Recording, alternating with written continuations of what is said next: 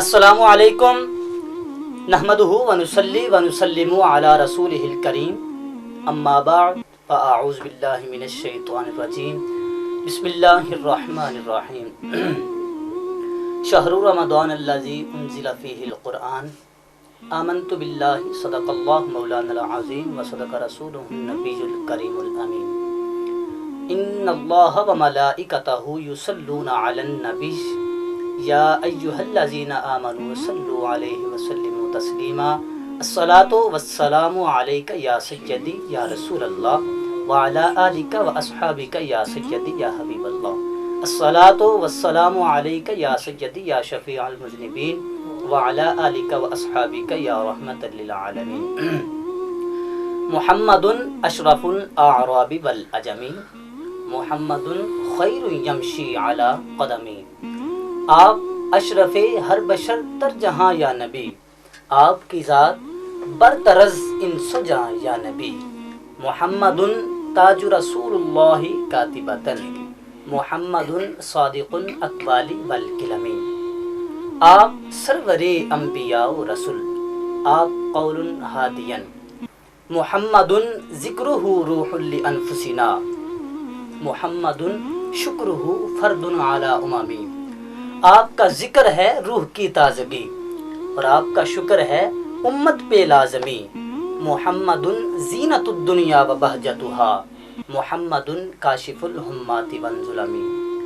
आप काशिफ़े ज़ुल्मतो ज़िंदगी। हम्दो सना अल्लाह जल्ला मजदुहुल करीम की ज़ाते बबरकात के लिए जो मालिक अर्ज़ो समावात भी है और मालिक शशजहात।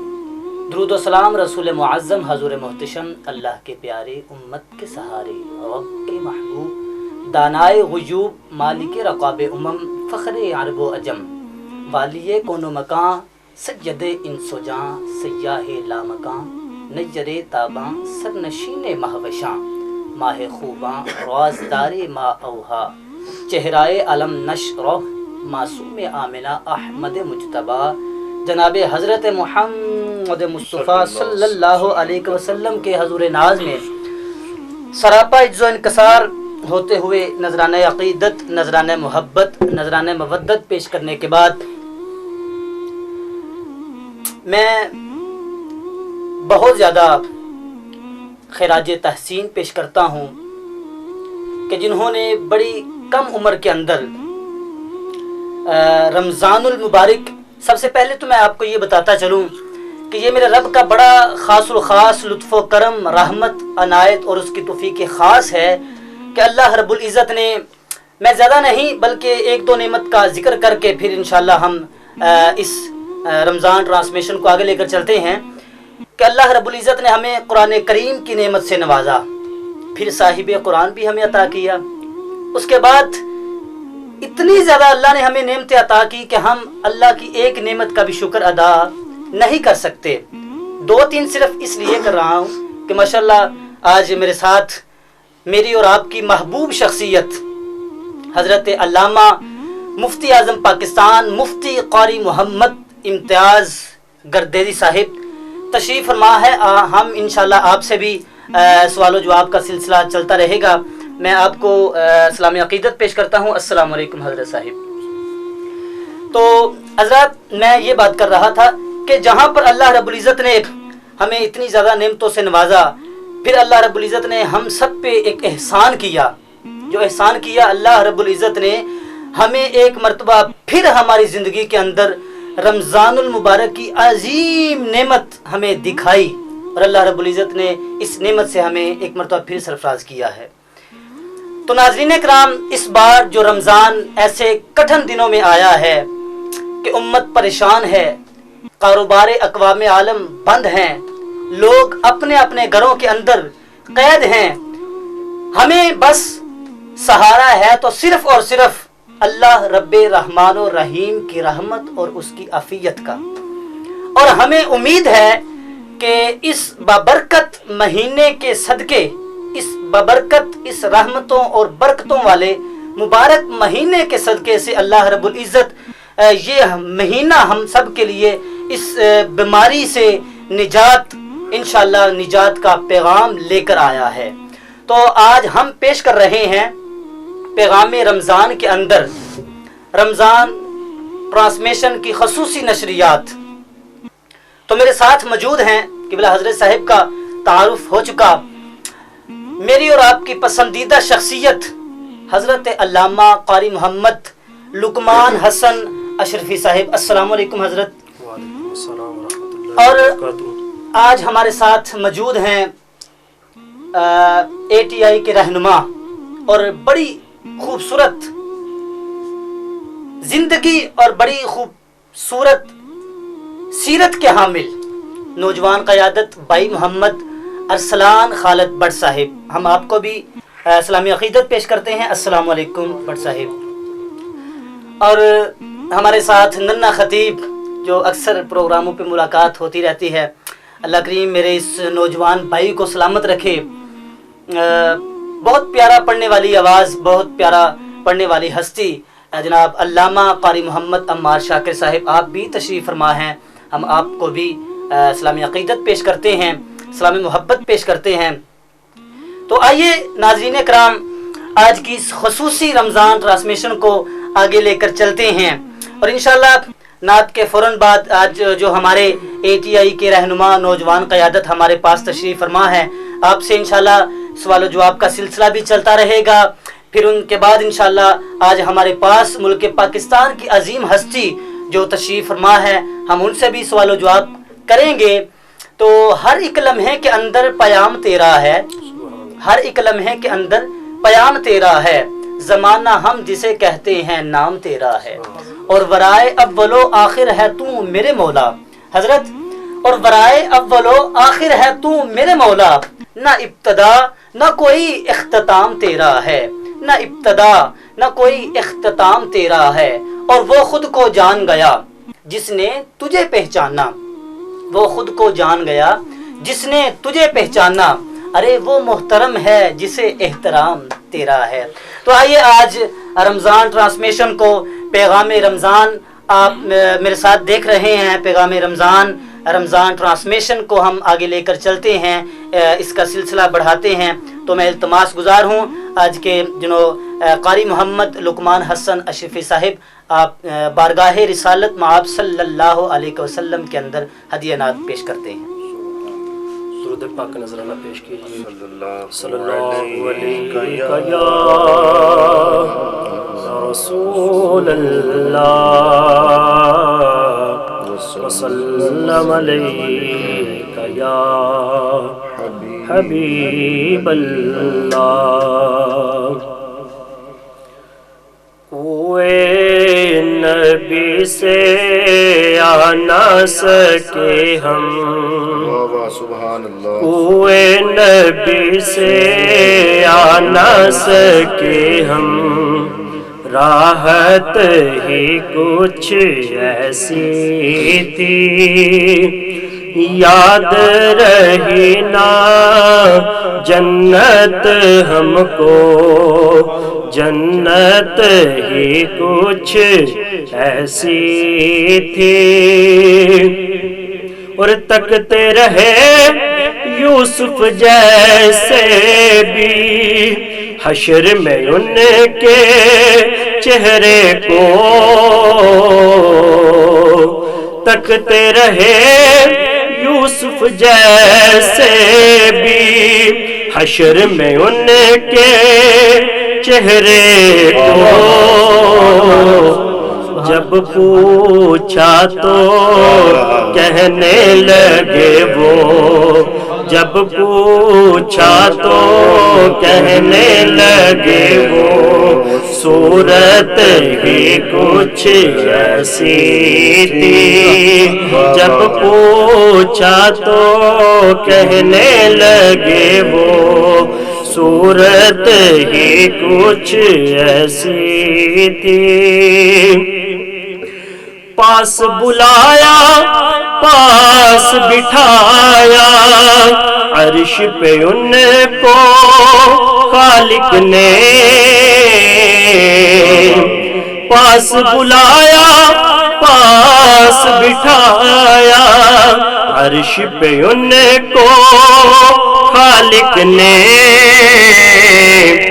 یہ تو آخر ہونا ہی تھا، یہ تو آخر ہونا ہی تھا، چاہت ہی کچھ ایسی تھی، یہ تو آخر ہونا ہی تھا، چاہت ہی کچھ ایسی تھی۔ اکبر و اصغر اور یہ غازی دین پہ وارے ہنس ہنس کے، اکبر و اصغر اور یہ غازی دین پہ وارے ہنس ہنس کے، یوں لگتا ہے کہ دین نبی کی، یوں لگتا ہے کہ دین نبی کی قیمت ہی کچھ ایسی تھی، یوں لگتا ہے کہ دین نبی کی قیمت ہی کچھ ایسی تھی، کوئے نبی سے آ نہ سکے ہم، راحت ہی کچھ ایسی تھی، یاد رہی نا جنت ہم کو، جنت ہی کچھ ایسی تھی۔ جی تو ناظرین، آپ سن رہے تھے قاری محمد لقمان حسن اشرفی صاحب کو، جو کہ بہت ہی پیارے انداز کے اندر بارگاہ رسالت مآب صلی اللہ علیہ وسلم میں اپنی حاضری کو پیش کر رہے تھے۔ سن کر بڑی دل کو تسکین حاصل ہوئی۔ تو ناظرین، چہرے کھلے کھلے ہیں، چہرے کھلے کھلے ہیں، روشن ہے سب کا سینہ۔ حضرت کیا کہنے، چہرے کھلے کھلے ہیں، روشن ہے سب کا سینہ، رب نے بنایا ایسا رمضان کا مہینہ، رب نے بنایا ایسا رمضان کا مہینہ، اور چاروں طرف بہاریں، چاروں طرف بہاریں، چاروں طرف بہاریں، اور گر گر میں رونقیں ہیں، چاروں طرف بہاریں، گر گر میں رونقیں ہیں، وقت تراوی دیکھو آباد مسجدیں ہیں، وقت تراوی دیکھو آباد مسجدیں ہیں، نعتیں پڑھو نبی کی کرو محفل شبینہ، نعتیں پڑھو نبی کی کرو محفل شبینہ۔ تو ناظرین، آج ہم آپ کے لیے لائے ہیں بہت ساری خوشخبریاں۔ سوشل میڈیا کا جو کردار اس لاک ڈاؤن کے دوران ہمیں بھی ظاہر ہے پروگرام سوشل میڈیا پر ہی کرنا پڑا، اور سوشل میڈیا کا جو کردار ہونا چاہیے تھا لاک ڈاؤن کے دوران اور رمضان المبارک کی اس پرنور سعادتوں کے اندر، وہ کیسا ہے اور کیسا ہونا چاہیے تھا۔ چونکہ جب سے رمضان سٹارٹ ہوا ہے تو پوری دنیا کے اندر جہاں جہاں پر بھی مسلمان ہیں تو سبھی یہ دعا کر رہے تھے کہ ہمیں امید ہے کہ یہ جو برکتوں والا مہینہ اللہ رب العزت نے ہمیں عطا کیا ہے، انشاءاللہ اس رمضان المبارک کے اندر اور یہ برکتوں والا عظیم مہینہ اس بیماری سے ہمیں نجات عطا فرمائے گا، اور اللہ رب رحمان رحیم کی رحمت اور عافیت کا پیغام لے کر آیا ہے۔ میری جن سے بات ہوئی حضرت، انہوں نے بھی یہ باتیں کی کہ تصور بھائی، مطلب کہ ایسی ایسی لوگوں نے پیشن گوئیاں پہلے کر رکھی تھی کہ ہم بھی، اور یہاں تک حضرت کے صوفیاء کرام بھی اس وقت یہی دعا کر رہے ہیں کہ اللہ رب العزت ہمیں اس بیماری، یہ جو کرونا وائرس جیسی بیماری پاکستان کے اندر بلکہ پوری دنیا کے اندر، آؤٹ آف کنٹری کے اندر، پوری دنیا کے اندر جہاں جہاں پہ مسلمان رہ رہے ہیں، مقیم ہیں، سبھی دعا کر رہے ہیں۔ تو اس حوالے سے جو مستند اداروں نے پروڈکٹ کیا ہے، اور انہوں نے پروڈکٹ کرنے کے بعد اپنی کیلکولیشن کے حساب سے اس نتیجے پر وہ پہنچے ہیں کہ یہ اس بیماری سے ہمیں کب تک چھٹکارا مل سکتا ہے اور اس بیماری سے ہمیں کب تک نجات ہو سکتی ہے. تو ناظرین کرام، اس حوالے سے ہم بات کرتے ہیں آج کے ہمارے مہمان ATI کے رہنما نوجوان قیادت جناب ارسلان خالد بٹ صاحب کے کہ ماشاءاللہ علامہ صاحب نے اس دوران لاک ڈاؤن کے دوران جو سلسلہ رمضان ٹرانسمیشن کا شروع کیا ہے، تو حضرت آپ کا اس کے بارے میں کیا خیال ہے محترم ارسلان خالد بٹ صاحب؟ بسم اللہ الرحمن الرحیم. الصلاۃ والسلام علیک یا رسول اللہ وعلی آلک وصحابک یا حبیب اللہ. سب سے پہلے تو میں تمام دوستوں کو خراج تحسین پیش کرتا ہوں جنہوں نے آج یہ پروگرام ارینج کیا. اور آپ مجھ سے پہلے بات کر رہے تھے سوشل میڈیا کے حوالے سے کہ ہمارے نزدیک سوشل میڈیا ایک بڑا نیگیٹو سا پلیٹ فارم ہے جس کو لوگ اپنے طریقے سے استعمال کرتے ہیں. مگر جہاں لوگ نیگیٹو استعمال کرتے ہیں اسی جگہ پہ قاری صاحب جیسے دوست، ہم جیسے آپ جیسے دوست جو اس پلیٹ فارم کو ایک اچھے طریقے سے استعمال کرنے کی صلاحیت رکھتے ہیں، اور آج اسی پلیٹ فارم کو آپ نے استعمال کرتے ہوئے آج یہ ٹرانسمیشن کا انتظام کیا. میں سمجھتا ہوں کہ اس دور میں پاکستان میں اور پوری دنیا میں کرونا وائرس نے پوری دنیا کو اپنی لپیٹ میں رکھا ہے. مگر اس دور میں اگر اس وبا سے آپ کو چھٹکارا مل سکتا ہے تو وہ اللہ اور اس کے رسول کے ذکر سے، اس کی خوشنودی حاصل کرنے سے ہی مل سکتا ہے. خوشنودی حاصل کرنے کے لیے آپ کے پاس یہ بڑا اچھا ایک مہینہ ہے ماہ رمضان کا. ماشاءاللہ ہماری ٹرانسمیشن کا نام بھی پیغام رمضان ہے، اور رمضان کا پیغام بھی کچھ ایسا ہی ہے. جس طرح سرکار دو عالم صلی اللہ علیہ وسلم کی صفتیں بیان کریں، اگر رب کائنات کی نعمتیں بیان کریں ہم نہیں کر سکتے. اسی طرح ہم رمضان مبارک کے جو فائدے ہیں بہت سارے ہیں، ہم وہ بیان نہیں کر سکتے. بڑی چھوٹا سا ایک فائدہ میں بتاتا ہوں آپ کو کہ اس رمضان کے مہینے میں مسجدیں ہر جگہ پہ آباد ہو جاتی ہیں. نماز فجر سے لے کر تراویح تک مساجدوں میں رش رہتا ہے. مجھے بڑا دکھ ہے، میں مذمت کرتا ہوں اس چیز کی کہ ہماری حکومت نے اس رمضان کے مہینے میں جو پابندیاں عائد کی ہوئی ہیں نماز کے دوران یا تراویح کے دوران، میں سمجھتا ہوں کہ ہونا یہ چاہیے تھا کہ وہ کہتے کہ آؤ جس نے کرونا سے بچنا ہے وہ مسجد میں چلا جائے. بے شک. مگر چونکہ ہمارے اوپر بھی لابی سسٹم چل رہا ہے، اور پاکستان کو بھی اس وقت انہوں نے جو غیر اسلامی جو قوتیں ہیں انہوں نے اپنی لپیٹ میں لے رکھا ہے. میں یہی دعا کروں گا اللہ رب العزت سے کہ اس رمضان کے مہینے میں ہمیں کرونا جیسی وبا سے بھی چھٹکارا ملے، اور قادیانی فتنے سے بھی اللہ رب العزت ہمیں چھٹکارا دلائے. اللہ تعالیٰ آپ کا ہم سب کا حامی ناصر ہو. جی تو ناظرین، ابھی آپ سن رہے تھے اور وہ آپ سے بات کر رہے تھے ارسلان خالد بٹ صاحب. آپ نے سوشل میڈیا کے حوالے سے بڑا اہم پیغام پہنچایا ہے. تو ابھی ہم یہاں پہ لیتے ہیں ایک چھوٹی سی بریک. کہیں مت جائیے گا، امید کرتا ہوں کہ آپ کہیں نہیں جائیں گے، رہیں گے ہمارے ساتھ.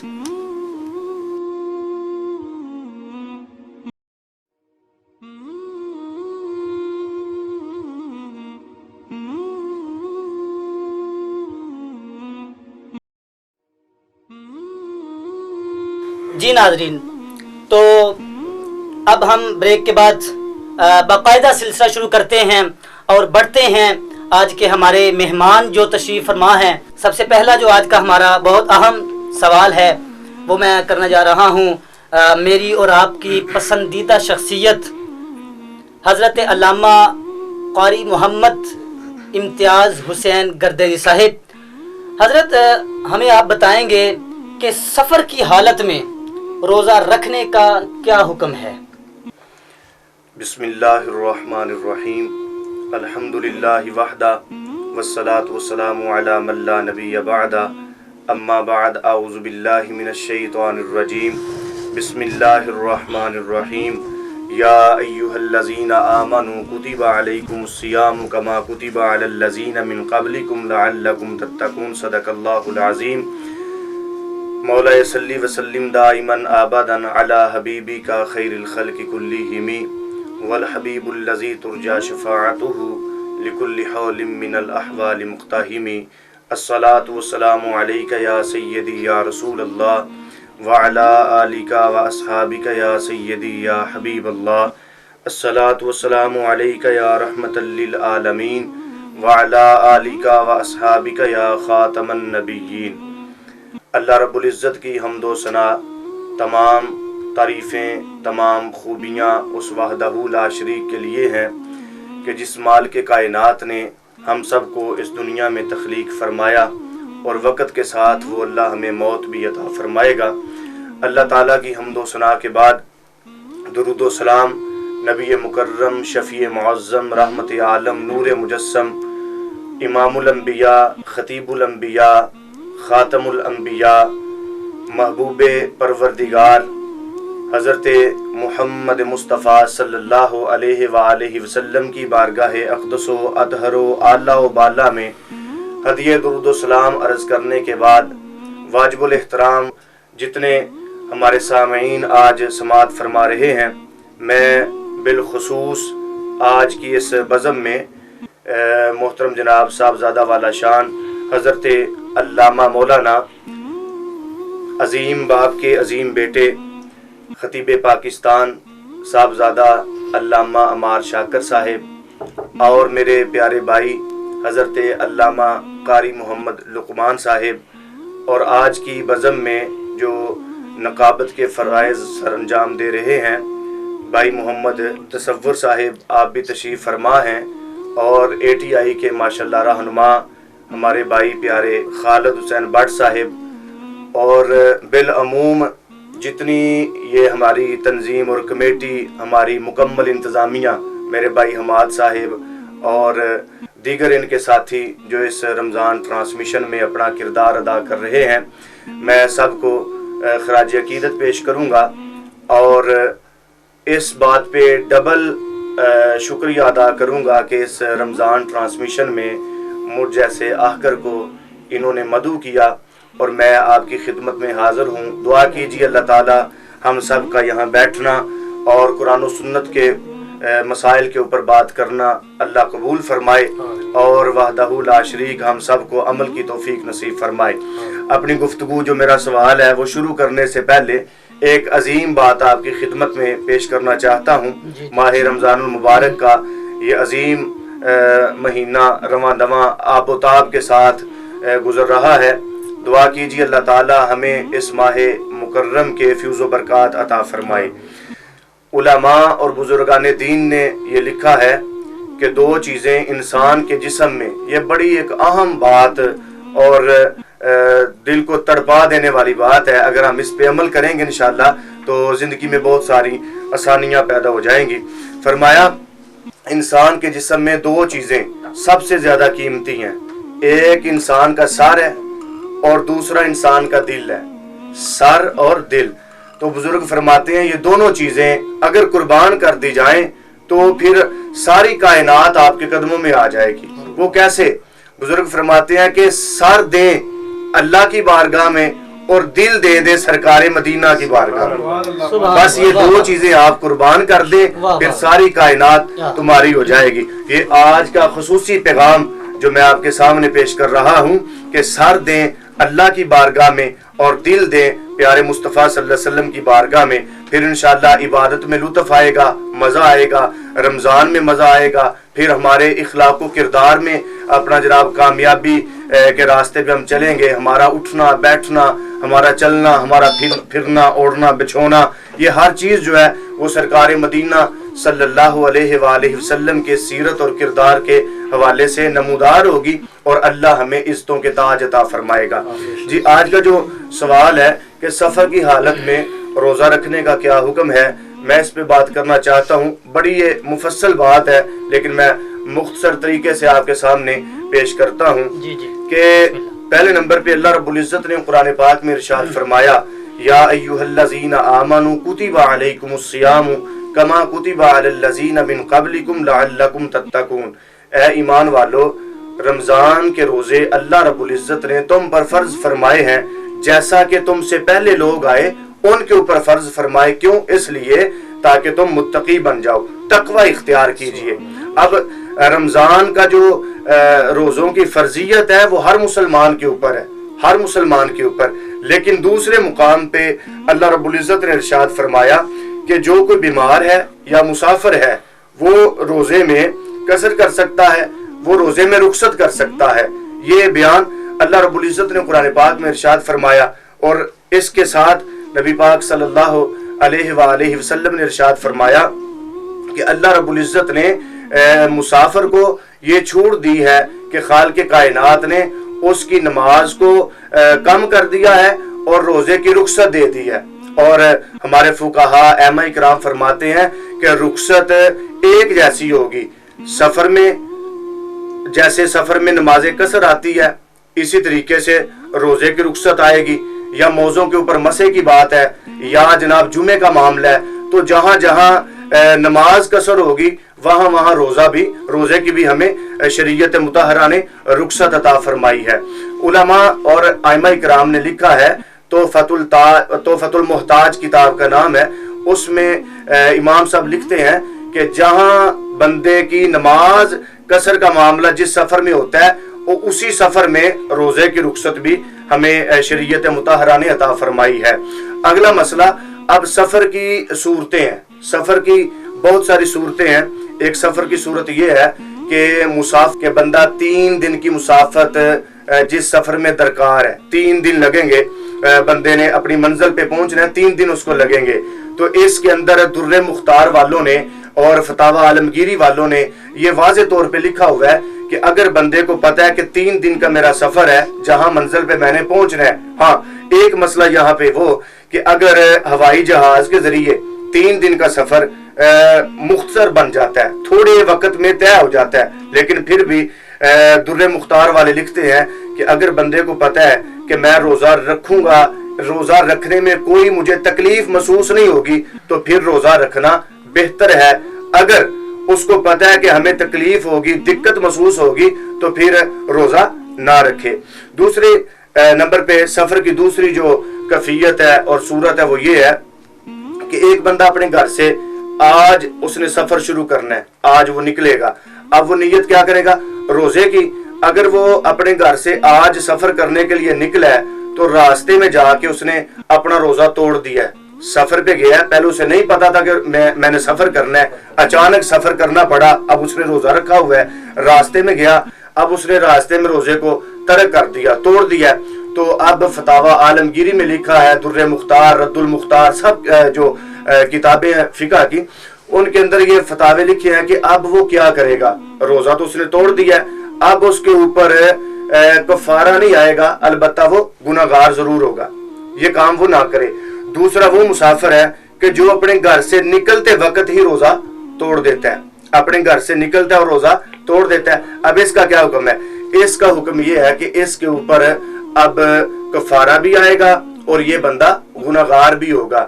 تیسرا وہ مسافر ہے کہ جو اپنے گھر سے نکلتا ہے سفر کرنے کے لیے، راستے میں جاتا ہے، اسے کوئی چیز وہ بھول جاتا ہے، واپس وہ چیز لینے کے لیے اپنے گھر میں آتا ہے، تو گھر میں آ کے اب اس نے روزے کو توڑ دیا ہے۔ اب اس کا کیا حکم ہے؟ اس کا وہی حکم ہے کہ اس کے اوپر بھی کفارہ آئے گا اور اس کے اوپر یہ گناہگار بھی ہوگا۔ اس لیے سفر کے اندر بہت ساری کیفیات ہیں، ٹول پلازے کا بھی معاملہ ہے، اس کے بعد اپنا ہوائی جہاز کا مسئلہ ہے، دیگر ٹرانسپورٹ کا مسئلہ ہے۔ مثال کہ اگر ہم سفر کرتے ہیں، ہم نے لاہور سے سفر کرنا ہے میر پور آزاد کشمیر، تو اب ہمارا سفر کہاں سے شروع ہوگا؟ جہاں سے ٹول پلازا شروع ہے، ٹول پلازا، وہاں سے حد سفر مقرر کی جائے گی۔ اگر ہم ہوائی جہاز میں سفر کر رہے ہیں تو پھر جہاں سے جہاز نکلا ہے آبادی سے، شہر سے، وہیں سے اس سفر کا آغاز شمار کیا جائے گا۔ تو اس لیے آگے علماء نے بڑی خوبصورت بات لکھی ہے کہ رخصت ہے روزے کے اندر، اس میں کوئی معاملہ نہیں، اگر بیمار ہے، اگر کسی کو جان کا خطرہ ہے یا مسافر ہے، رخصت ہے روزے کے اندر، وہ بعد میں روزے رکھے۔ لیکن بہترین حال علماء نے ہمیں یہ عطا فرمایا ہے کہ بہترین ہے کہ اگر اسے کوئی تکلیف نہیں ہوتی، کوئی ضرر پیش نہیں آتی، وہ روزہ ضرور رکھے۔ اس کی وجہ یہ ہے کہ ایک تو علماء کے اختلاف سے بچے گا، علماء کا جو اختلاف ہے اس کے اوپر فتوے لگیں گے وغیرہ، ایک تو وہ علماء کے اختلاف سے بچے گا، اور دوسری بات یہ ہے کہ ماہ رمضان کے جو ادب اور احترام ہے یہ ملحوظ خاطر رہے گا، وہ کوشش کرے کہ روزہ رکھے. بس اوقات اگر اس کی کوئی مجبوری ہے تو پھر رخصت شریعت نے ہمیں عطا فرمائی ہے تو پھر اس کے حساب سے وہ روزے کی رخصت اسے ملے گی. لیکن بہتر علماء نے یہ راستہ نکالا ہے کہ کوشش کرے، آج کل چونکہ سفر آسان ہے تو روزہ رکھے. جی تو علامہ صاحب یہاں پہ ایک بات بتا دیں کہ سفر کی مقدار کتنی ہونی چاہیے؟ بعض لوگ تھوڑا سا سفر کر دیتے ہیں، وہ کہتے ہیں جی ہم مسافر ہیں.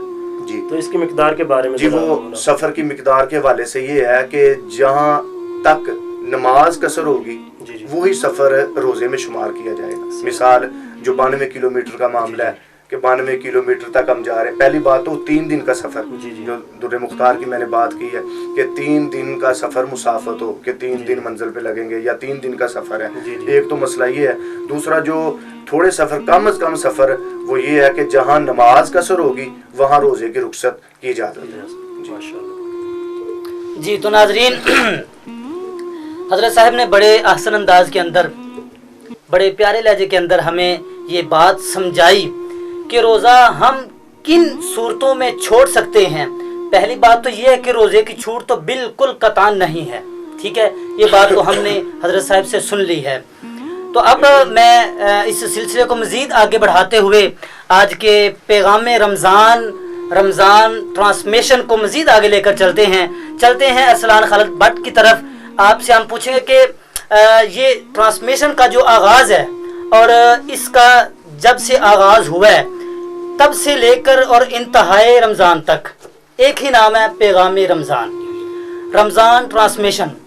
تو یہ پیغام رمضان یہ رمضان ہمیں کیا پیغام دیتا ہے؟ جی بسم اللہ.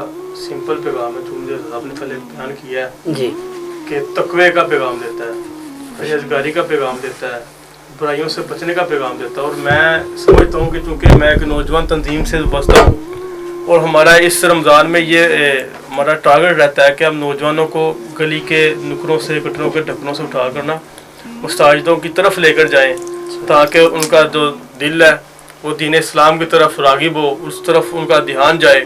اور نوجوان نسل میں جب تک ہم دینی تعلیمات کو اجاگر نہیں کریں گے، جب تک ہم نوجوانوں میں دینی تعلیمات کا شعور بیدار نہیں کریں گے، جب تک ان کے دلوں میں عشق رسول صلی اللہ علیہ وسلم کو اجاگر نہیں کریں گے، تب تک ان کا رجحان، ان کا ذہن دین اسلام کی طرف گامزن نہیں ہو سکتا. اس لیے ضروری ہے کہ نوجوانوں میں عشق رسول کو بیدار کیا جائے. اور رمضان کا ہمیں یہی پیغام ملتا ہے کہ ہم جتنا بھی اپنے دینی تعلیمات کو سمجھ سکیں، دین کو سمجھ سکیں، تقوی کر سکیں، پرہیزگاری کر سکیں. رمضان کا یہی پیغام ہے کہ ہمیں اپنے آپ کو پکیزہ رکھنا چاہیے اور اس کو تقوی کے ساتھ گزارنا چاہیے تاکہ اس کے بعد بھی ہماری زندگی جو ہے نارمل دنوں میں بھی ہم تقوی کے ساتھ گزار سکیں. جی ناظرین، تو آپ نے دیکھا بھی اور آپ نے سنا، ارسلان خالد بٹ صاحب نے بڑے پیارے انداز کے اندر ہمیں بیان کیا. رزق دیتے ہیں، مال دیتے ہیں، حسرت دل نکال دیتے ہیں. حضرت رزق دیتے ہیں، مال دیتے ہیں، حسرت دل نکال دیتے ہیں. میں بھلا کسی سے کیوں مانگوں، مجھے تو زہرا کے لا دیتے ہیں. تو اس سے قبل کہ ہم مزید ٹرانسمیشن کو آگے لے کر چلے، یہاں پہ لیتے ہیں ایک چھوٹا سا وقفہ، چھوٹی سی بریک. لوٹتے ہیں بہت جلد اس وقفے کے بعد. بہت شکریہ.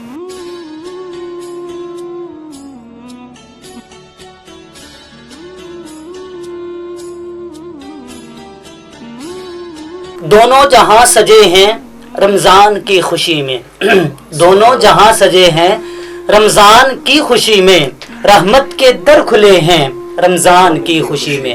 اور ہر شاخ سرخ رو ہے قبلہ، ہر شاخ سرخ رو ہے شاداب سرخیوں سے، ہر شاخ سرخ رو ہے شاداب سرخیوں سے، ہر پھول باوضو ہے شبنم کے پانیوں سے، گلشن مہک رہے ہیں رمضان کی خوشی میں. دونوں جہاں سجے ہیں رمضان کی خوشی میں. تو آئیے ناظرین بڑھتے ہیں ہم اگلے سوال کی طرف. ہم حضرت سے بڑے ادبانہ التماس، ادبانہ گزارش کرتے ہیں کہ آپ ہمیں بتائیں گے کہ حضرت کچھ لوگ جو ہیں یہ 8 تراویح پڑھتے ہیں اور کچھ لوگ 20 پڑھتے ہیں. اس کا جو شرعی حکم ہے اور جو حقیقت مطلب ہے وہ آپ ناظرین کے سامنے رکھیں.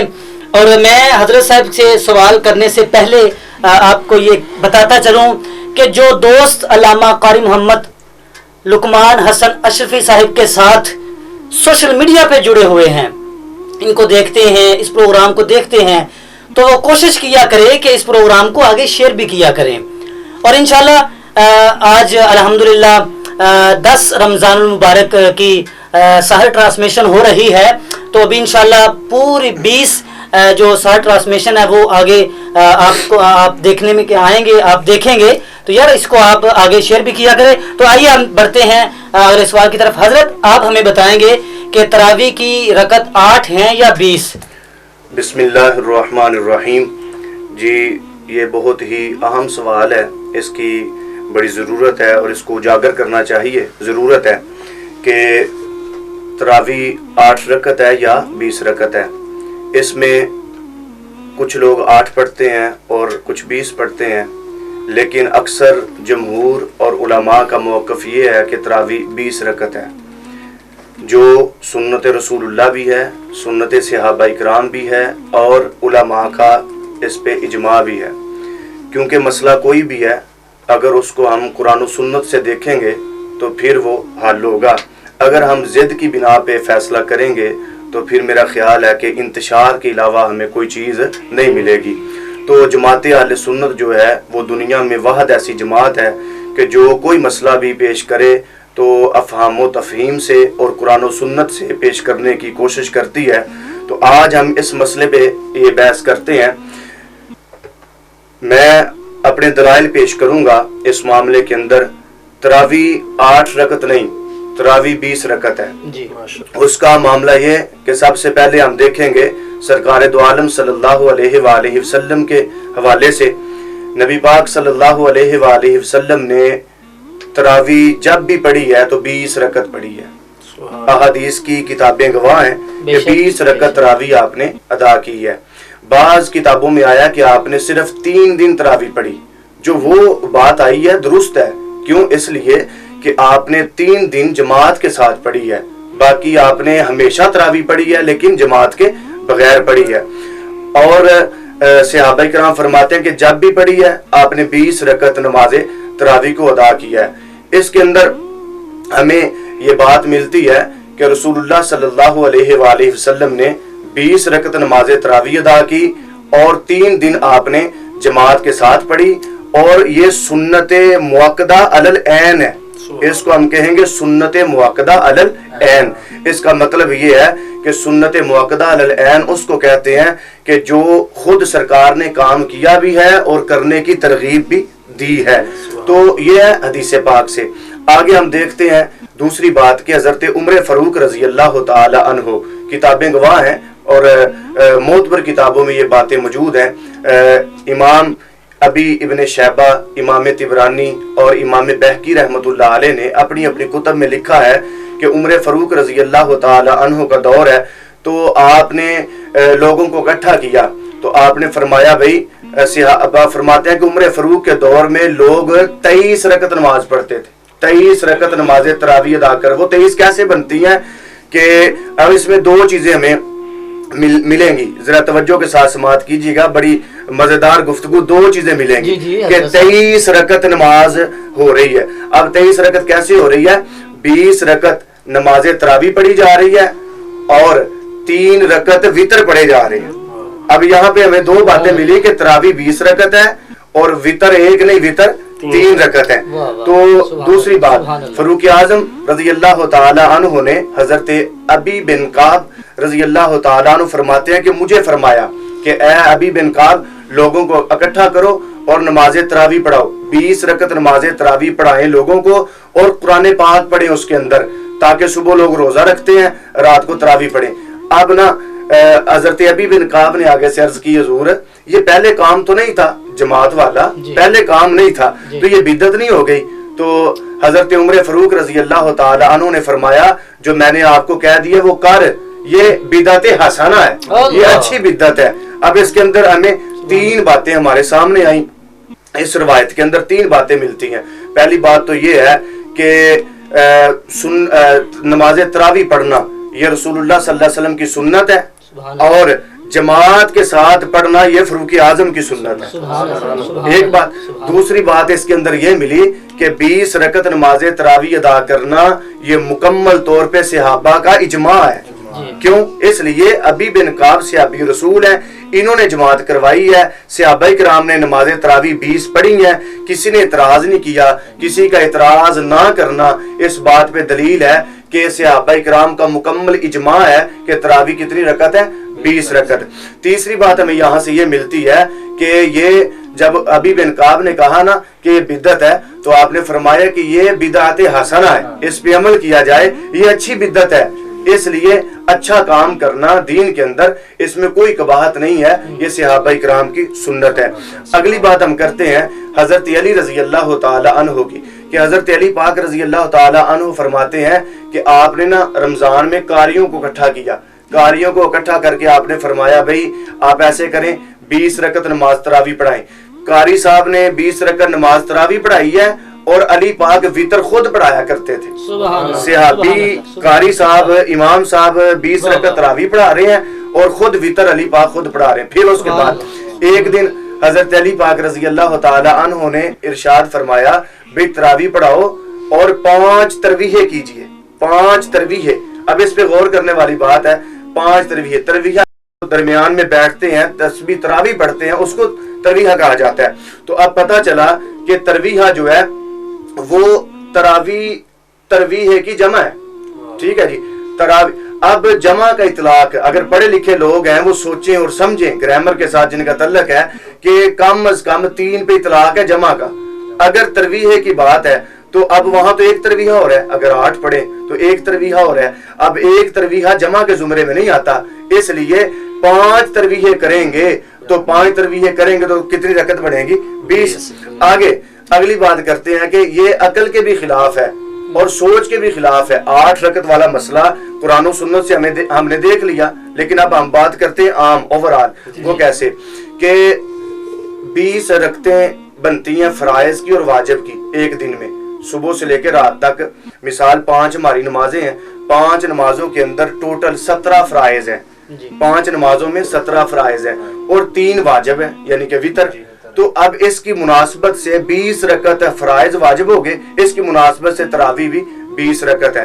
اور دوسرے نمبر پہ ہم دیکھتے ہیں کہ نبی پاک صلی اللہ علیہ وسلم کے صحابہ کرام کا بھی اس میں عمل ہے، اور صحابہ فرماتے ہیں کہ 1 رکعت میں 1 رکوع کی تلاوت کیا کرتے تھے۔ مزیدار بات ہے یہ، غور کر، 1 رکعت میں 1 رکوع تلاوت کیا کرتے تھے، اور رکوع کو رکوع اسی لیے کہا جاتا ہے کہ صحابہ کرام یہاں پہ رکوع کیا کرتے تھے، یہاں پہ رکوع کیا کرتے تھے صحابہ کرام۔ اور اب اگر ہم 8 رکعت تراویح کو دیکھیں تو پھر رکوع بنتے ہیں یعنی کہ 27ویں کو قرآن پاک مکمل کریں تو رکوع بنتے ہیں 216، قرآن پاک کے رکوع بنتے ہیں 216۔ تو صحابہ کرام ہر رکعت میں 1 رکوع کی تلاوت کرتے تھے، پھر رکوع ہوتا تھا۔ تو اب ہم اگر حساب لگائیں، کیلکولیشن کریں تو ہمارا پورے رمضان میں 1 رکوع ہر رکعت میں پڑھیں تو رکوع بنتے ہیں 540، جبکہ قرآن کے رکوع ہیں 540۔ اس مناسبت سے بھی ہم دیکھیں تو تراویح کتنی ہے؟ 20 رکعت تراویح۔ آگے ہم چلیں، حضرت امام شافعی رحمۃ اللہ علیہ آپ فرماتے ہیں کہ ہم نے مکہ والوں کو دیکھا، مکہ والوں کو ہم نے پایا کہ وہ 20 رکعت نماز تراویح پڑھتے تھے۔ امام شافعی فرما رہے ہیں، مولا علی قاری رحمۃ اللہ علیہ نے فرمایا کہ پورے علماء کا اجماع ہے کہ تراویح 20 رکعت ہے۔ اس کے حوالے سے علماء کے بہت سارے موقف ہیں۔ اب یہاں پہ سوچنے کی یہ بات ہے کہ 20 رکعت نماز تراویح ادا کرنا یہ سنت رسول اللہ بھی ہے اور سنت صحابہ کرام بھی ہے، اور اس کے بعد علماء کا اجماع بھی ہے، صحابہ کرام کا اجماع بھی ہے۔ 20 رکعت نماز تراویح ادا کرنا یہ عقل کے بھی عین مطابق ہے، 20 رکعت نماز تراویح ادا کرنا یہ قرآن پاک کے رکوع کے بھی عین مطابق ہے، 20 رکعت نماز تراویح ادا کرنا یہ حرمین شریفین کے بھی عین مطابق ہے۔ آپ آج بھی دیکھیں کہ نجد کی حکومت ہے، وہاں پہ نجدیوں کی حکومت، لیکن اس کے باوجود بھی وہاں پہ تراویح 20 رکعت ہوتی ہے۔ تو معاملہ یہ ہے کہ ان لوگوں کو غلطی لگی یا سستی کا مظاہرہ کیا، یا ان لوگوں نے قرآن و سنت کو چھوڑ کے خود سے بدعت شروع کی، تو حالانکہ قرآن و سنت میں ایسا قطعاً معاملہ نہیں ہے۔ قرآن پاک میں احادیث مبارکہ میں علماء کے اجماع میں ہم نے جہاں بھی پڑھا ہے، جہاں بھی دیکھا ہے، تراوی جو ہے وہ 20 رکعت نماز ہے، اور اس کے بعد جو 8 پڑھتے ہیں وہ سنت کے بھی خلاف ہے، وہ صحابہ کرام کی اجماع کے بھی خلاف ہے، وہ علماء کے قیاس اور اجماع سے بھی خلاف ہے، اور وہ من گھڑت بات کہہ سکتے ہیں، اس کا قرآن و سنت سے کوئی تعلق نہیں ہے۔ اور میں یہ بھی پیغام دوں گا کہ جو ہمارے بھائی یہاں پہ 8 پڑھتے ہیں، وہ جب کوئی بات ہو نا مکہ مدینہ کی تو وہ رٹ لگاتے ہیں جی مکہ مدینہ میں ایسا ہو رہا ہے، مکہ مدینہ میں ایسا ہو رہا ہے، تو مکہ مدینہ والے تو ولضالین پڑھتے ہیں، آپ ولضالین کیوں پڑھتے ہیں؟ مکہ مدینہ والے تو 20 رکعت تراویح پڑھتے ہیں، آپ 8 کیوں پڑھتے ہیں؟ تو معاملہ یہ ہے کہ ہمیں سوچنے کی ضرورت ہے۔ میں گزارش کروں گا بڑے پیار سے کہ قرآن و سنت کے قریب آئیے اور امن کا پیغام دیجئے، محبت کا پیغام دیجئے، قرآن و سنت کو سمجھنے کی، خالی نعرہ نہ لگائیں، قرآن و سنت کو سمجھنے کی کوشش کیجئے اور فقہ کو سمجھنے کی کوشش کیجئے۔ اللہ تعالی ہم سب کو عمل کی توفیق عطا فرمائے، وما توفیقی الا باللہ۔ جی ناظرین، تو آپ نے دیکھا اور سنا، حضرت صاحب نے بڑی مدلل گفتگو کی ہے اور بڑی مدلل باتیں کی ہیں، دل بہت خوش ہوا اور یقیناً بہت خوش ہوا۔ تو ناظرین اب ہم بڑھتے ہیں آخری سوال کی طرف کہ ختم نبوت کے حوالے سے قبلہ مفتی صاحب آپ سے ہم گزارش کریں گے کہ آپ ختم نبوت کے حوالے سے کچھ گزارشات چلا ہوا ہے۔ بسم اللہ الرحمن الرحیم۔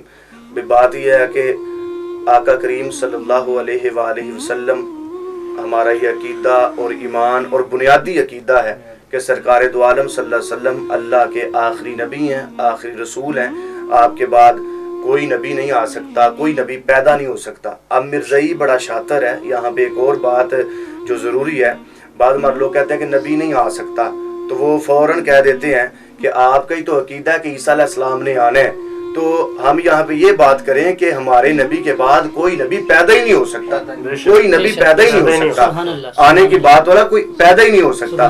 تو اس لیے ختم نبوت کا جو ہمارا عقیدہ ہے وہ پوری امت کا عقیدہ ہے اور بنیادی عقیدہ ہے۔ اور جو یہ مسئلہ پاکستان میں چلا، کیونکہ پاکستان کے اندر مرزائی قادیانی بڑے زور سے کام کر رہے ہیں، ہماری سوچ سے بھی زیادہ ان کا نیٹ ورک مضبوط ہے، تو اس لیے ہمیں محنت کی ضرورت ہے، کاوش کی ضرورت ہے، کوشش کی ضرورت ہے۔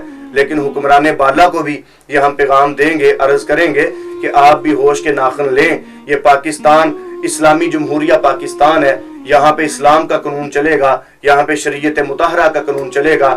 جب آئین کے اندر لکھا ہے کہ قادیانی مرتد ہیں، زندیق ہیں، کہتے ہیں مذہب، یہ مذہب نہیں ہے، یہ فتنہ ہے۔ وہی حکمران بالا تک ہماری بات پہنچائے کہ یہ ایک فتنہ ہے۔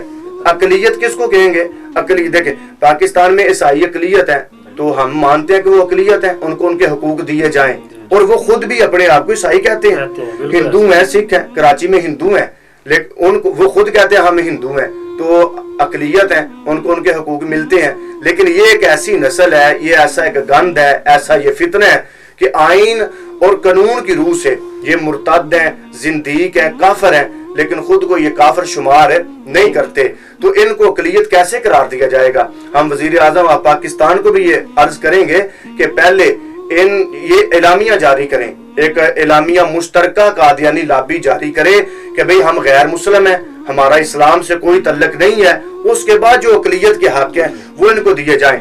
باقی الحمدللہ ختم نبوت پہ جس نے بھی ڈاکہ ڈالا ہے وہ ان کی نسلیں بھی اللہ نے تباہ فرما دی ہیں۔ یہ ختم نبوت کا ایک ایسا مسئلہ ہے کہ جس کے اندر صحابہ اکرام نے قربانیاں دی ہیں، علماء نے قربانیاں دی ہیں، ائمہ اکرام نے قربانیاں دی ہیں، اور مجتہدین نے قربانیاں دی ہیں۔ علماء اہل سنت نے ہمارے سامنے، مولانا عبدالستار خان نیازی کا کردار ہمارے سامنے ہے، الشاہ احمد نورانی صدیقی رحمۃ اللہ علیہ کا کردار ہمارے سامنے ہے، اور حضرت کفایت اللہ کافی کا کردار ہمارے سامنے ہے، پیر سید محمد اجمل علی شاہ صاحب گیلانی رحمۃ اللہ علیہ آپ کا کردار ہمارے سامنے ہے، پیر سید مہری علی شاہ رحمۃ اللہ علیہ آپ کا کردار ہمارے سامنے ہے، اور اسی طریقے سے ہم اوپر چلتے جائیں تو حضرت مجاہد ختم نبوت، اول مجاہد ختم نبوت حضرت سیدنا ابوبکر صدیق رضی اللہ تعالیٰ عنہ، تو الحمدللہ ہم جو مکمل اہل سنت و جماعت اسی مشن کے اوپر گامزن ہے کہ انشاءاللہ قیامت آ سکتی ہے، سورج मशरक की बजाय मगरब से तुलू हो सकता है। जब तक आले सुन्नत का एक छोटा सा भी बच्चा इस दुनिया में जिंदा है, अल्हम्दुलिल्लाह खत्म नबूवत पे ना कोई हरफ आ सकता है, ना कोई डाका डाल सकता है, हमारी जान जा सकती है, लेकिन आका करीम सल्लल्लाहु अलैहि वसल्लम की खत्म नबूवत पे किसी किस्म का अपना हमला हम बर्दाश्त नहीं करेंगे। कादियानी कल भी काफिर था, कादियानी आज भी काफिर है, कादियानी क़यामत तक काफिर है, और वो काफिर नहीं मुर्तद है, जिंदीक है, और दुनिया का बदतरीन काफिर अगर किसी को कहेंगे तो वो हमारी नजर में कादियानी है। इसलिए इनके शर से बचा जाए और हुक्मरान बाला भी इनकी हमायत से गुरेज करें, क्योंकि ये इस्लामी जमहूरिया पाकिस्तान है। यहाँ अगर कोई ऐसा मसला हो तो उलमा से मुशावरत किया करें, उलमा को बुलाया करें, उलमा के पास जाया करें और मुशावरत करके इस मसले को हैंडल करें। बाकी अल्हम्दुलिल्लाह खत्म नबूवत आज भी जिंदाबाद है, खत्म नबूवत कल भी जिंदाबाद है, खत्म नबूवत क़यामत तक जिंदाबाद है। और जो खत्म नबूवत के लिए काम कर रहे हैं मौलाना खादम हुसैन रिजवी साहब हैं, हम उनको भी इस्लामी अकीदत पेश करेंगे।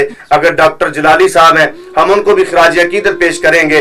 जो कोई भी खत्म नबूवत का काम करेगा, अल्हम्दुलिल्लाह पीर सैयद मेहर अली शाह रहमतुल्लाह ने फरमाया था कि जो कोई खत्म नबूवत का काम करता है, मैं जितने सोशल मीडिया के जरिए ये मेरा मैसेज, मेरा पैगाम समात कर रहे हैं, मैं सबको ये पैगाम दूंगा कि पीर सैयद मेहर अली शाह रहमतुल्लाह अलैह ताजदार गोलड़ा रहमतुल्लाह ने फरमाया था, बड़ी खूबसूरत बात है, आपने फरमाया था जो कोई खत्म नबूवत का काम करता है वो छोटा मोटा बंदा नहीं है, उसकी पुश्त के ऊपर सरकार मदीना का हाथ आ जाता है। और यहाँ पे एक और मजेदार बात ये है जी, हम अगर नमाज पढ़ेंगे तो अल्लाह की इबादत है, हम अगर रोजा रखेंगे ये अल्लाह की इबादत है, हम अगर कोई और काम करते मसारमदारी रखते हैं, सुन्नत रसूल है, हम सुन्नत के मुताबिक काम करते हैं, ये सारे काम है। लेकिन अगर कोई खत्म नबूवत का काम करता है वो पर्सनल बॉडीगार्ड है मेरे नबी का, वो पर्सनल चौकीदार है मेरे नबी का, वो पर्सनल गनमैन है मेरे नबी का।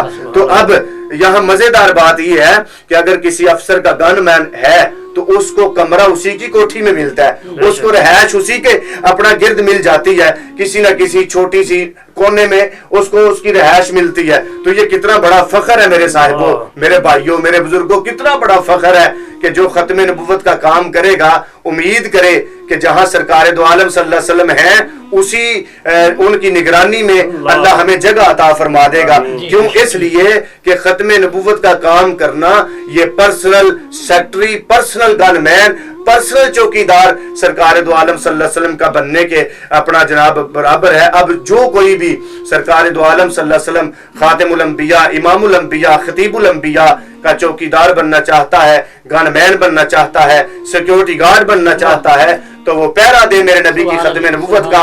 वो चाहे इमरान खान की सूरत में, वो चाहे हुक्मरान बाला की सूरत में, वो चाहे नूरुल हक कादरी की सूरत में, वो चाहे आम है या खास है, जो भी पहरा देगा खत्म नबूवत का हमारा उसको सलाम है। और इंशाअल्लाह सरकार दो आलम सल्लल्लाहु अलैहि वसल्लम की माइयत में अल्लाह उसे जगह अता फरमा देगा। अल्लाह अमल की तौफीक अता फरमा। जी नाजरीन, तो किबला मुफ्ती साहिब ने बड़े अहसन अंदाज के अंदर और बड़ी सादा सादा मिसालें देकर हमें ख़त्म नबूवत का मसला आपने हल किया और आपने बड़े अहसन अंदाज के अंदर हमें बताया कि ख़त्म नबूवत पर जो लोग इस ख़त्म नबूवत पर पहरा देते हैं तो उनका मुकाम क्या है और जो इसके गद्दार हैं उनका अंजाम क्या होगा, आपने सुना। जी नाजरीन, तो बढ़ते हैं हम अगले सवाल की तरफ। आप देख रहे हैं पैगाम रमज़ान ट्रांसमिशन की खसूसी नशरियात अल्लामा क़ारी मोहम्मद लुकमान हसन अशरफी साहिब और तसव्वुर हुसैन जामी के साथ। तो नाजरीन, दोनों जहां सजे हैं रमज़ान की खुशी में, रहमत के दर खुले हैं रमज़ान की खुशी में, सदक़े मैं मुस्तफ़ा के क़ुरबान मैं नबी के, सदक़े मैं मुस्तफ़ा के क़ुरबान मैं नबी के, आले नबी का सदका मालिक ने हर किसी के कशकोल भर दिए हैं रमज़ान की खुशी में, रहमत के दर खुले हैं रमज़ान की खुशी में, रमज़ान की खुशी में। तो आइए नाज़रीन, बढ़ते हैं हम अगले सवाल की तरफ। तो हम किबला मुफ्ती साहिब से अदब के साथ ये सवाल कर रहे हैं। हज़रत, आप हमें बताएंगे कि क्या अक्सर लोग इस पे भी बासा करते हैं कि तलावत कुरान और ख़त्म शरीफ के दौरान अगर इसमें मोहम्मद आ जाए तो क्या अंगूठे चूमना جائز ہے یا ناجائز، اس کا کیا حکم ہے؟ ذرا آپ اس پہ لب کشاہی فرمائیں۔ دیکھیں الحمدللہ اہل سنت و جماعت کا یہ خاصہ ہے کہ ہمارا ہر کام جو ہے وہ محبت رسول صلی اللہ علیہ وآلہ وسلم کی بنا پہ کیا جاتا ہے، اور دنیا میں پورے عالم اسلام میں عشاقان رسول صلی اللہ علیہ وسلم کے حوالے سے ہمارا ایک تعارف موجود ہے۔ لیکن یہ جو بات ہے انگوٹھے چومنا، یہ مستحب عمل ہے یا سنت کے زمرے میں آتا ہے؟ لیکن قرآن پاک کے حوالے سے جو بات ہے یہ بڑا اہم سوال ہے کہ تلاوت قرآن پاک یا ختم شریف کے موقع پہ جب آیات پڑھی جائیں تو نام محمد صلی اللہ علیہ وسلم آ جائے تو انگوٹھے چومنا کیسا ہے؟ تو یہاں پہ علماء اور ائمہ کرام نے لکھا ہے کہ یہاں پہ انگوٹھے چومنا جائز نہیں ہے۔ کیوں؟ اس لیے وَإِذَا قُرِئَ الْقُرْآنَ فَاسْتَمِعُوا لَهُ وَأَنصِتُوا لَعَلَّكُمْ تُرْحَمُونَ، فرمایا جب قرآن کی تلاوت کی جائے تو قرآن پاک کو خاموشی کے ساتھ سماعت کیا کرو تاکہ تم پر رحم کیا جائے۔ تو اب یہ سنت ہے یا مستحب ہے؟ لیکن قرآن پاک کا سننا یہ واجب ہے، تو اس لیے واجب کو نہیں چھوڑا جائے گا مستحب کے مقابلے میں، مستحب کو ہم ترک کریں گے اور واجب پہ عمل کریں گے، یہاں پہ انگوٹھے نہیں چومے جائیں گے۔ اچھا، تو یہ درود شریف کے حوالے سے پھر کیا ہے؟ انگوٹھے چومنے کا تو آپ نے بتا دیا کہ درود شریف پڑھنا چاہیے کہ نہیں صلی اللہ علیہ وآلہ وسلم؟ اس کا معاملہ درود پاک کا یہ ہے کہ جو پڑھ رہا ہے وہ تو اپنا قرآن پاک پڑھے گا، اس کے اندر وہ خلل نہیں آئے گا۔ اگر سننے والا ایسا محسوس کرتا ہے کہ اس کے بعد دیکھیں نا قاری صاحب قرآن پڑھ رہے ہیں تو وہ حدر کے ساتھ بڑے آہستہ آہستہ توجہ قرآن پاک کے اوپر ہوگی، لیکن اگر نام محمد آ گیا تو درود شریف پڑھ لے وہ اپنی زبان سے۔ اچھا علامہ صاحب، آج 10 رمضان المبارک ہے، تو آج کے دن حضرت سیدہ خدیجۃ الکبریٰ کا یوم وصال بھی ہے، تو میں آپ سے گزارش کرتا ہوں کہ آپ اس حوالے سے ہمیں کوئی 2-3 اشعار سنا دیں ذرا۔ صلی اللہ علیہ یا رسول اللہ وسلم علیہ یا مکے کی رانی بی بی ختیجہ، ہے مکے کی رانی بی بی ختیجہ، کرم کی نشانی ہے بی بی ختیجہ، کرم کی نشانی ہے بی بی ختیجہ، زمانہ غم میں میرے مصطفیٰ پر، زمانہ غم میں میرے مصطفیٰ پر، عطائے ربانی ہے بی بی ختیجہ، عطائے ربانی ہے بی بی، عطائے ربانی ہے بی بی، جنہیں آسمان سے سلام آ رہے ہیں، جنہیں آسمان سے سلام آ رہے ہیں، وہ زینب کی نانی ہے بی بی ختیجہ، وہ زینب کی نانی ہے بی بی ختیجہ، ہے مکے کی رانی ہے بی بی ختیجہ، کرم کی نشانی ہے بی بی ختیجہ۔ جی ناظرین، تو آج کی یہ رمضان ٹرانسمیشن اپنے اختتام پر پہنچی، تو ملتے ہیں انشاءاللہ اسی طرح نئے گیسٹ کے ساتھ کل۔ انہی الفاظوں کے ساتھ ہمیں اجازت دیجیے، ہوسٹ تصور حسین جامی، میزبان قاری علامہ لقمان حسن اشرفی صاحب کو۔ اللہ میرا اور آپ کا حامی و ناصر ہو۔ السلام علیکم۔